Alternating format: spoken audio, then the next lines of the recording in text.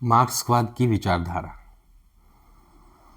मार्क्सवाद की विचारधारा जो है, कोई भी विचारधारा सर्वप्रथम ये जान लीजिए कहाँ से आती है। कोई भी विचारधारा जो है वो किसी दार्शनिक, किसी फिलोसफर, इकोनॉमिस्ट और सोशल रिफॉर्मर, मैक्सिमम यही तीन लोग, कोई भी जो आइडियोलॉजी जो है वो यही तीन से उठ के आती है।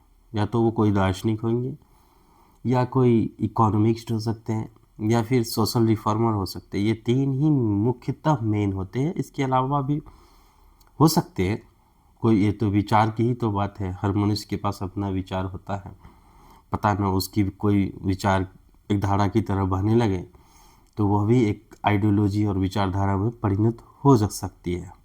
आपका भी विचार एक विचारधारा बन सकता है यदि वह आपका जो एक बूंद है, एक जो विचार है वो एक धारा के रूप में परिणत होने लगे और समाज में बहने लगे तो वो भी एक विचारधारा ही कहलाएगी। तो हम जिस विचारधारा की बात कर रहे हैं ये विश्व की सबसे प्रमुख विचारधाराओं में से एक है और बहुत ही फेमस है, और आज के समय में भी इस पे बहुत सी सारी पार्टियां, बहुत सारे संस्था काम कर रहे हैं इस पे। तो वो है मार्क्सवाद का विचारधारा, जिसको अंग्रेजी में बोलते हैं मार्क्सिज्म।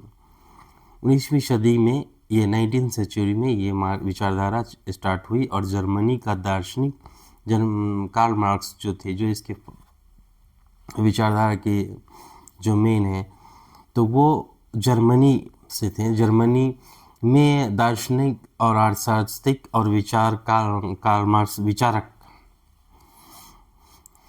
तो ये कार्ल मार्क्स और उसके फ्रेंड, उनके जो फ्रेंड थे फ्रेडरिक एंगल्स, ये के विचार पर ये आधारित है। और इस विचारधारा की खासियत ये है कि यह एक सामाजिक, राजनीतिक और आर्थिक, ये तीनों प्रकार का विचारधारा इसमें समाहित है।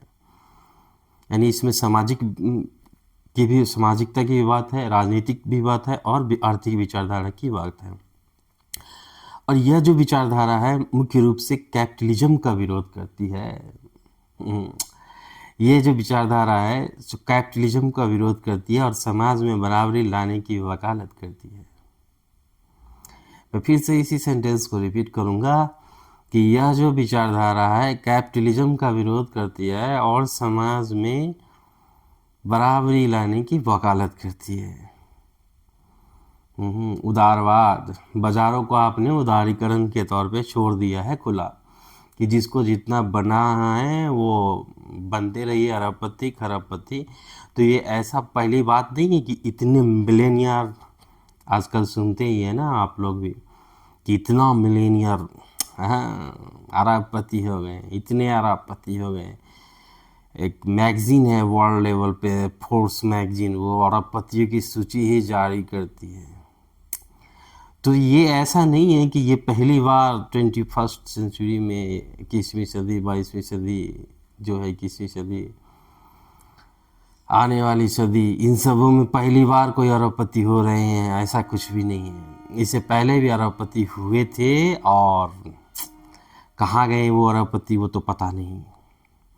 कहते हैं ना कि दौलत सब दिन रहती नहीं है, ट्रांसफ़र हो जाती है, तो वही चीज़ है। तो ये मार्क्सवाद का जो उदय हुआ था ये अरबपतियों के ही खिलाफ हुआ। अगर डायरेक्ट मैं सीधा बोल दूं, खट से लगेगी, बोल्ड आउट हो जाएगी, तो वो यही है कि अरबपतियों के खिलाफ हुआ था। अब अरबपति होते कैसे हैं, वो तो हल चला के अरबपति कोई जेन्युइन बन नहीं सकता। जो हमारी ट्रेडिशनल पारंपरिक अर्थोपार्जन की जो माध्यम है उसमें तो कोई हल चला करके अरबपति बन नहीं सकता। इस बात को भी तो आपको समझना होगा। अरबपति तो बनने के लिए कुछ करना पड़ता है। और आपको औद्योगिक क्रांति याद होगा, जब से इंडस्ट्रियलाइजेशन हुआ अरबपतियों का बनना चालू हो गया और समाज में असमानताएं फैलती गई। इंडस्ट्रियलाइजेशन आपने इतिहास में भी पढ़ा है, हमने भी पढ़ा है। हम लोग आज बस समझने का, साधारण अर्थों में मार्क्सवाद को समझने का प्रयास कर रहे हैं, क्योंकि मार्क्सवाद की थ्योरी ऐसी है कि ये हर कंपटीशन और जनरली इसको कंपटीशन में भी और सब जगह आते हैं। तो जब हम इसके कुछ पॉइंट समझ लेंगे साधारण, तो फिर ये हमें उस थीसिस को लिखने में आसान रहेगा। या फिर आप कहीं भी कभी भी राजनीति से जुड़ते हैं तो मार्क्सवाद तो समझना ही पड़ेगा, समाजवाद तो समझना ही पड़ेगा, भले आप पूंजीवादी पार्टी से क्यों ना हो। ठीक है, तो हम कहते हैं, आगे बढ़ते हैं कि यह विचारधारा मुख्य रूप से कैपिटलिज्म का विरोध करती है और समाजवाद में बराबरी लाने का प्रयास करती है। इसके आगे हम बढ़ते हैं कि इसका मुख्य उद्देश्य एक ऐसे वर्गहीन और राज्यहीन समाज की स्थापना करना है जहां उत्पादन के साधनों पर किसी एक व्यक्ति का नहीं बल्कि पूरे समाज का अधिकार हो, ताकि किसी भी श्रमिक का शोषण नहीं हो। तो इसको थोड़ा मैं और साधारण शब्दों में मैं ले जाना चाह रहा हूँ कि इसका जो ऑब्जेक्टिव है, मेन उद्देश्य है, वो वर्गहीन मतलब क्लासलेस। हम लोग बोलते हैं ना कि lower class, middle class, upper middle class, higher class, VVIP class. तो इस जो मार्क्सवाद का उद्देश्य है, मार्क्सवाद का जो टारगेट है, गोल है, एम है, वो कहता है कि क्लासलेस समाज, वर्ग विहीन समाज और राज्यहीन समाज, स्टेटलेस, क्लासलेस एंड स्टेटलेस समाज की स्थापना करना है। यानी कार्ल मार्क्स एक ऐसे समाज की कल्पना कर रहे हैं या एक ऐसे समाज की संकल्पना करने का प्रयास कर रहे हैं जहां क्लासलेस हो, राज्य विहीन हो, यानी सब बराबर, नीचे से लेकर के ऊपर तक, जिसको आप नीचे से लेकर साहब तक सब बराबर। समझ रहे हैं बात को? समझने का थोड़ा प्रयास करिए कि किसी और जो भी प्रोडक्ट है, जो भी प्रोडक्शन है, उस पर सिर्फ एक व्यक्ति का अधिकार नहीं हो बल्कि पूरे समाज का अधिकार हो, ताकि किसी लेबर का या किसी भी व्यक्ति का उसमें या किसी भी स्टाफ का उसमें शोषण नहीं हो। मार्क्सवाद की जो अवधारणा है उसमें सिद्धांतों को आगे बढ़ते हैं। इसको अब अगर हम भाग में बांटे तो 4-5 पार्ट्स में हम इसको अच्छे से समझ सकते हैं। पहला हम लेते हैं, जो इसमें वर्ड आया था, क्लास स्ट्रगल, समझ गए। दूसरा लेंगे हिस्टोरिकल मटेरियलिज्म, ऐतिहासिक भौतिकवाद। और तीसरा इसमें एक पॉइंट बनाएंगे, थ्योरी ऑफ सरप्लस वैल्यू, अतिरिक्त मूल्य का सिद्धांत। बहुत इंपॉर्टेंट है, वो जो एक्स्ट्रा प्रॉफिट जो होता है ना, वही पूंजीवाद बनाने का काम करता है। आगे चलते हैं कि क्रांति और सर्वहारा वर्ग का शोषण, यानी चौथा पॉइंट। और पांचवा है अंतिम सच लक्ष्य, साम्यवाद। समाजवाद जो रास्ते हैं ना, उसके भी आगे की बात है। तो कुछ लोगों को तो समाजवाद भी नहीं पचती है, पता नहीं किन लोगों को नहीं पचती है, वो तो मुझे नहीं पता, पर सुनते हैं कहीं समाजवाद भी नहीं पचती है। कहाँ नहीं पचेगी? इतिहास हम लोग तो क्लासेस पढ़ रहे हैं अभी, देखिए थ्योरी में पूंजीवादियों को तो ना पचेगी, पूंजीवादियों को तो ना पचेगी समाजवाद। हाँ, आगे चलते हैं हम लोग कि क्लास स्ट्रगल क्या है। कि मार्क्सवाद के अनुसार मानव इतिहास की शुरुआत से ही समाज में दो मुख्य वर्ग में बटा रहा है। ऐसा नहीं कि समाज जो है बाद में आके दो भागों में बट गया, नहीं, स्टार्टिंग से ही दो भागों में बट गया। आप पढ़ते हैं राजा रजवाड़ा, और बोलते हैं कि जब पूरी ज़मीन उनके नाना की थी पूरे, तो राजा रजवाड़ा, आप विदेशों में, अपने देश की बात नहीं, विदेशों की बात कर रहे हैं हम। रजवाड़ा जो चलते थे, कहाँ कहाँ चलते थे वो तो आपको ही पता है, पर हम विदेशों की बात कर रहे हैं। जो रसिया में, जर्मनी में, ब्रिटेन में चलती थी रजवाड़े, वहाँ से आप चलिए, लगती है मिर्ची, कार्ल मार्क्स ऐसी ही हैं। तो और अभी का जो डेमोक्रेसी है ना, शायद कहीं इसी रास्ते से आगे निकला है, वरना डेमोक्रेसी को तो कोई आने नहीं देते रजवाड़े वाले। अभी आगे बढ़ते हैं हम कि इसमें दो भागों में बटा रहा, और वो दो भाग कौन सा था? तो पहला था एक बुजुर्वा, ठीक है, और दूसरा सर्वहारा। ये दो भाग है। अब हम इसको थोड़ा आज समझते हैं कि एक भाग जो है वो अमीर और पूंजीपतियों का वर्ग है, जो रिचेस्ट, जिसको मिलेनियर बोलते हैं। अब वो रिचेस्ट किसी भी कारण से बन सकता है, चाहे वो आजकल सिनेमा से भी बन जाते हैं लोग। बड़े बड़े सिनेमा बने हुए हैं अमीर, एकदम नाच नाच के छम्मा छम्मा। तो छम्मा छम्मा, मैं वो बात कर रहा हूँ, एक साधारण गांव में ली जाने वाली शब्द नाम है। तो वो नाच नाच करके भी अरब अमीर बन सकते हैं। तो इसमें क्या है, यह अमीर और पूंजीपतियों का वर्ग है। तो पहला उसमें अमीर वो हो गया, किसी भी तरीके से वो बन सकते हैं। और पूंजीपति वर्ग, जिनके पास पैसे हो, नाने दादे की पूंजी या पड़ी हो। तो पूंजीपति वर्ग जिसके पास उत्पादन के साधन, फैक्ट्रियाँ और मशीनें और पूंजी होती है। देखिए इसमें तीन चीज़ें हैं, तीन चीज़ फिर से मैं रिपीट करूँगा कि यह अमीर और पूंजीपति, ये पूंजीपति वर्ग है जिसके पास उत्पादन के साधन, कौन से? फैक्ट्रियाँ, मशीन और पूंजी। फैक्ट्रियाँ, मशीन और पूंजी, ये तीनों होंगे, ठीक। एक क्लास ये हो गया। दूसरा हो गया कि सर्वहारा, इसमें गरीब मजदूर वर्ग जिसके पास अपनी मेहनत बेचने के अलावा कोई साधन नहीं होता है, ठीक है। तो इन दोनों वर्गों के बीच हमेशा एक दूसरे के विरोधी होते हैं ये दोनों वर्ग, जिसके कारण समाज में लगातार टकराव या संघर्ष चलता रहता है। तो इस चीज़ को हम लोग समझेंगे। हो गया कि एक पूंजीपति और अमीर वर्ग, दूसरा मजदूर वर्ग जो उसमें काम करते हैं, ठीक है। तो ये हो गया। तो क्लास स्ट्रगल में ये दो हो गए, ये दोनों आपस में हमेशा संघर्ष करते रहते हैं। तो ये पहला पॉइंट हमारा कंप्लीट हुआ। आगे बढ़ते हैं कि हिस्टोरिकल मैटेरियलिज्म।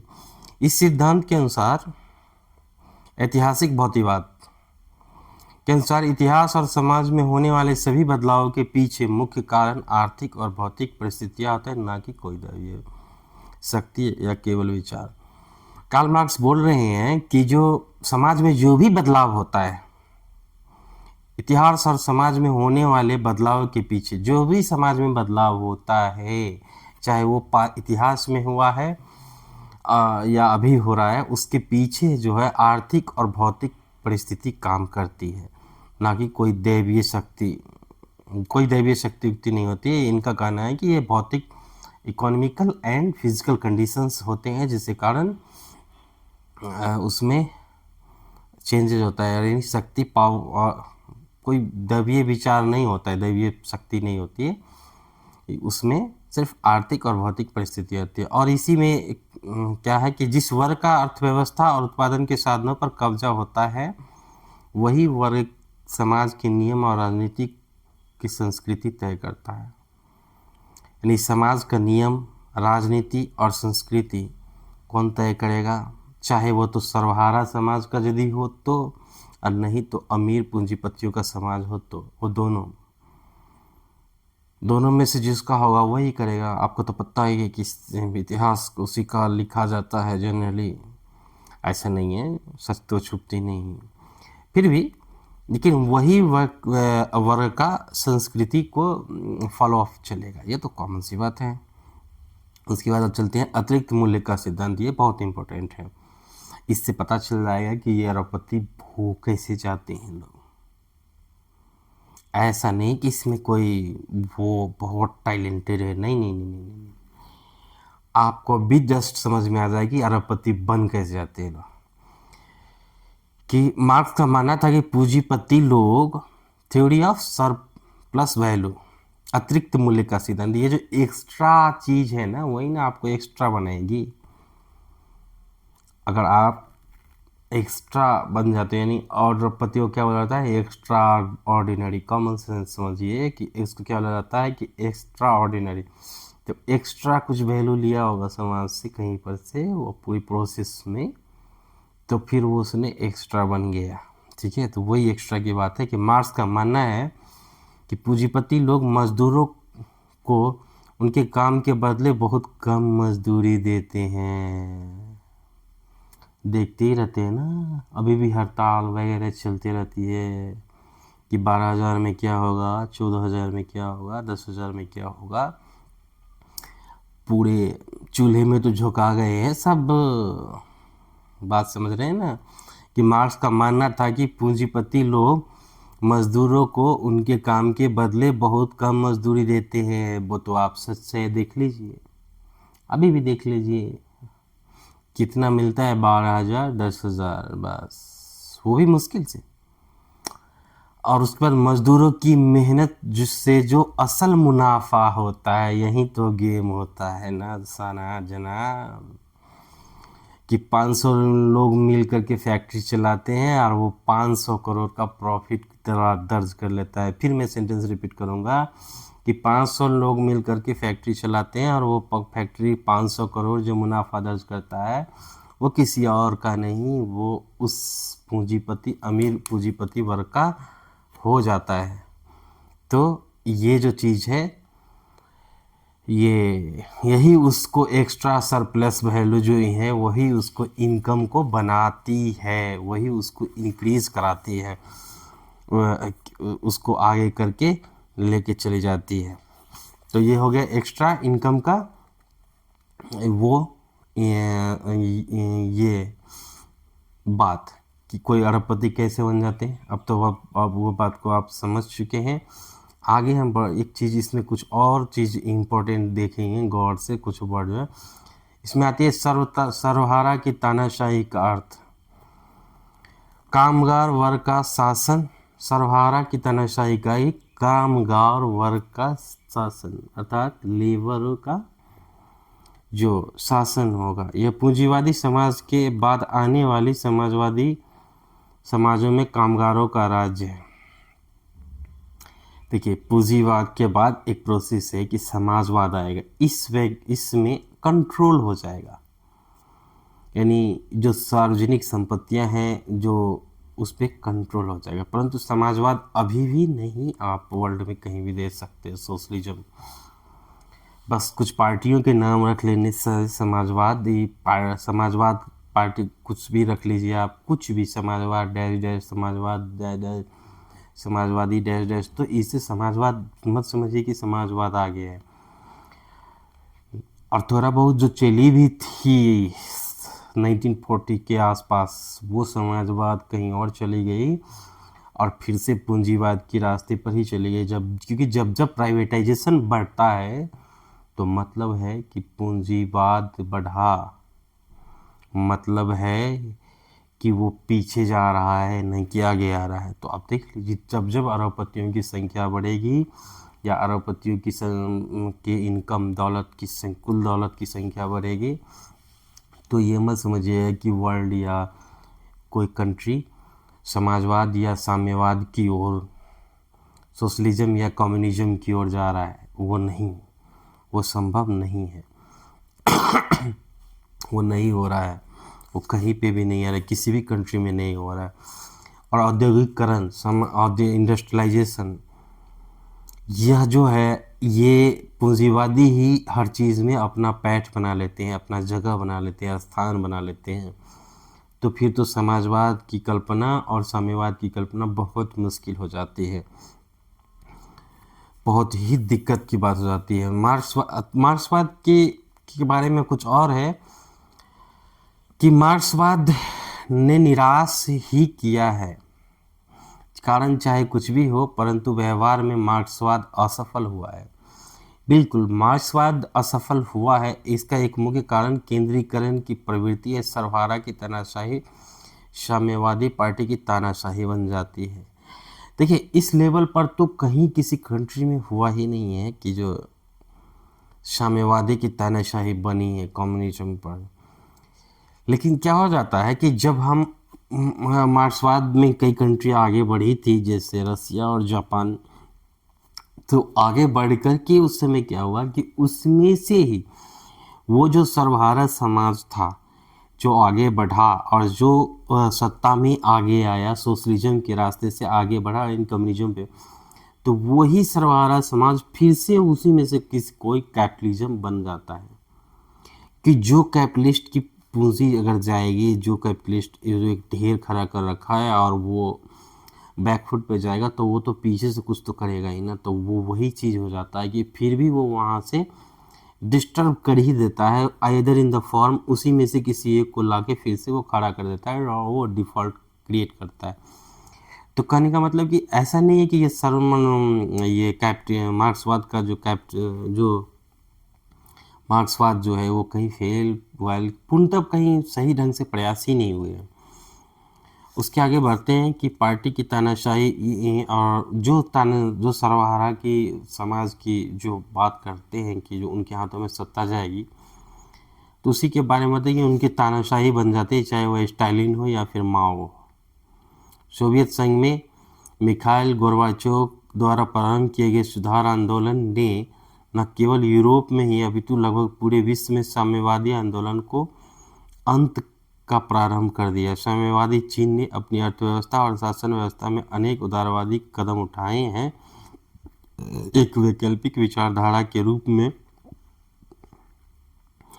विश्व के सामने मार्क्सवाद की प्रासंगिकता को अब प्रश्नों से अछूती नहीं। देखिए, एक बात तो है कि कोई एक विचारधारा लेके चलेंगे तो कहीं ना कहीं कुछ छूट जाती है, तो कहीं अगर मिश्रित विचारधारा हो,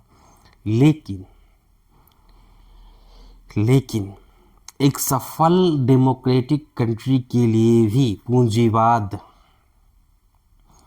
खतरा होता है। इसको समझना पड़ेगा और नहीं समझेंगे तो बाद में समझना पड़ेगा। समझे कि एक सफल लोकतांत्रिक कंट्री के लिए भी पूंजीवाद खतरा है और मार्क्सवाद के अनुसार भी पूंजीवाद जो है समाज में वर्ग संघर्ष करने का कारण है। वो तो पूंजीवाद, और ऐसे भी अगर आप किसी कंट्री की पुरानी संस्कृति पर चले जाए, जो बहुत पुरानी संस्कृति हो, इसमें आप ले लीजिए सनातन संस्कृति, क्योंकि सनातन कभी धन का संग्रह नहीं बतलाता है। आप सनातन धर्म के को अच्छे से पढ़िए, उनकी पुस्तकों को पढ़िए, अच्छी जो हाई लेवल की पुस्तकें हैं उनको पढ़िए। वहाँ पर भी कई लेवल की पुस्तकें तो भटक जाएंगे। तो सनातन धर्म त्याग का सिखाता है कि जितनी आपकी आवश्यकता है नीड उतना ही रखिए। वो संस्कृति ही इसी पर बनी थी कि दान की संस्कृति थी, दान की प्रवृत्ति थी। तो लेकिन अब वो किताबों में है वो बातें, ऐसे नहीं है कि जो वो फॉलो अप कर रहे हैं, ऐसे कुछ भी नहीं है, कहीं नहीं है। ऐसे भी नहीं है कि कुछ लोग सब लोग ही नहीं, कुछ लोग करते भी है लेकिन इस लेवल पे नहीं। कहने का मतलब कि ये कहने का मतलब कि आप धन का संचय, अगर इसको आप साधारण शब्दों में बोले तो एक लाइन दो लाइन में कि मार्क्सवाद धन के संचय का तो विरोध करता ही है, क्योंकि कोई अरबपति पूंजीपति तभी बनेगा जब उसको धन का संचय करेगा। तो सनातन संस्कृति भी तो यही सिखलाती है कि धन का संग्रह नहीं करना चाहिए, संचय नहीं करना चाहिए, आवश्यकता से अधिक धन का संचय नहीं करना चाहिए। परंतु ऐसा लोग कहाँ करते हैं, नहीं कर रहे हैं। तो एक चीज़ है, किसी भी सफल प्रक्रिया में, चाहे वो डेमोक्रेटिक क्यों नहीं हो, चाहे वो राजतंत्र ही क्यों ना हो, इतने सारे राजतंत्र थे वो सभी असफल हो गए। वो क्यों हो गए? वो सारे राजतंत्रों के असफल होने का कारण क्या था? यही पूंजीवाद। ये पूंजीवाद ही तो राजतंत्रों के असफल होने का कारण था। राजा रजवाड़ा जो थे वो असफल हो रहे थे क्योंकि उनमें वो एक बड़ा सा कहीं से सांस्कृतिक चीज़ें लेके बैठ जाते थे पकड़ के कि नहीं, हमें राज्य विस्तार का फलाने जगह लिखा हुआ है। अरे बाबा, राज्य विस्तार लिखा हुआ है, लेकिन ये थोड़ी लिखा हुआ है कि दूसरे की परेशानी कर करके, युद्ध लड़ करके और आप दूसरे राज्य को नुकसान करके आप वहाँ पर जा करके आगे बढ़िए। ऐसा नहीं लिखा हुआ है। राज्य विस्तार लिखा हुआ, मान सकते हैं लिखा हो, हमने नहीं पढ़ा है। तो वही चीज़ था, राज्य विस्तार अगर और आगे बढ़े, मतलब उनके अंदर में जो ध्येय रहता था ना, वही कि धन का संचय, वो ज़्यादा पर आक्रमण करेंगे, फिर ज़्यादा धन का संचय होगा, विस्तार होगा। तो ये जो आइडियोलॉजी है राज्य और राजवारों को भी ख़त्म किया। कौन सी? ये पूंजीपति किया जो आइडियोलॉजी है, वो कहते हैं ना कि ये किसी व्यवस्था के लिए ये डायबिटीज है, डायबिटीज है और कैंसर है, जो भी समझिए। हाँ, तो ये व्यवस्था के लिए परेशानी है। पूंजीपति नहीं होना चाहिए किसी भी व्यवस्था के लिए, इस चीज़ को देखना पड़ता है। तो पूंजीपति राजवारों को भी खत्म किया। लोकतंत्र में भी कई बार ऐसा देखा गया है कि पूंजीपति बड़े बड़े परिस्थितियों में बड़े बड़े नेता को अपने वश में कर लेते हैं, अपने धन बल की बदौलत में। तो पूंजीपतियों के लिए भी यह खतरनाक है, लोकतंत्र के लिए भी खतरनाक है। पूंजीपति में भी अब ये मत समझे कोई कि कोई अरबपति है तो उससे बड़ा वाला अरबपति उसको ख़त्म करेगा, उससे बड़ा वाला अरबपति उससे बिल्कुल बड़ी मछली छोटी मछली पर छोटी मछली बच। कोई भी व्यवस्था जो है ये पूंजीपत, डायबिटीज़ आप कह सकते हैं, डायबिटीज़ भी नहीं है, कैंसर भी नहीं है, कुछ भी नहीं है। लेकिन ये पूंजीवाद तो बहुत बड़ी प्रक्रिया है। जैसे पूंजीवादों के विरुद्ध आंदोलन इतिहास में होते रहे हैं और वो ऑटोमेटिक है, वो होता रहता है।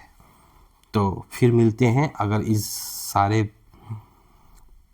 पूरे वीडियो में अगर कहीं कोई गलती हुई तो उसके लिए हम क्षमा प्रार्थी हैं, क्षमा की आशा करते हैं कि आप हमें क्षमा करेंगे अगर हमारे किसी शब्दों से, किसी बातों से, किसी विचारों से या किसी एक्सप्लेनेशन की प्रक्रिया में अगर कुछ गलती हुई है तो उसके लिए हमें माफ़ करें। आपने हमारे समय दिया, आपको बहुत बहुत धन्यवाद, हमारे बहुत बहुत धन्यवाद।